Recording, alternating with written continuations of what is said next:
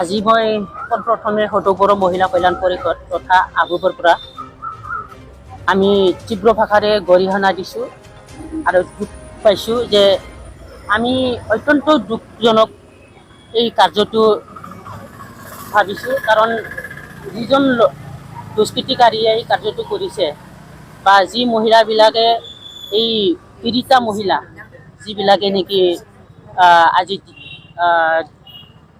পীড়িতা হৈছে, যিবিলাকে এই কাজত মানে লাংচনীয়া বা কোনোবা দুষ্কৃতিৰ হাতত এনেকৈ হ'বলগীয়া হৈছে।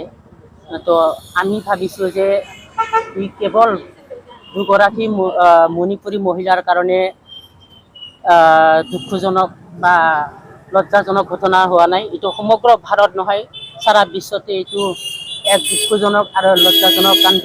আমি ভাবিছোঁ যে আমি মহিলাবিলাকে, আমি মাতৃবিলাকে এনেকুৱা মানে ল'ৰা পুত্ৰ সন্তান জন্ম দিয়াটোৱে আমাৰ কাৰণে কিবা এটা ভুল হ'ল নেকি, সেইটো আমি ভাবিবলগীয়া বাধ্য হৈছোঁ। কাৰণ যি পীড়িতা মহিলা তেওঁলোকে হ'ল এগৰাকী, আপোনালোকৰ ছ'চিয়েল মিডিয়াৰ পৰা আমি পাইছোঁ, গম পাইছোঁ যে এগৰাকী বয়স হ'ল 40 বছৰীয়া, এগৰাকী মাতৃ বয়স, এগৰাকী হ'ল 20 বছৰীয়া বুলি আমি গম পাইছোঁ। আৰু জানিব পৰা মতে যিবিলাক দুষ্কৃতিকাৰীয়ে এই কাৰ্যৰ লগত জড়িত হৈছে তেওঁলোকে অতি কম বয়সৰ ল'ৰা।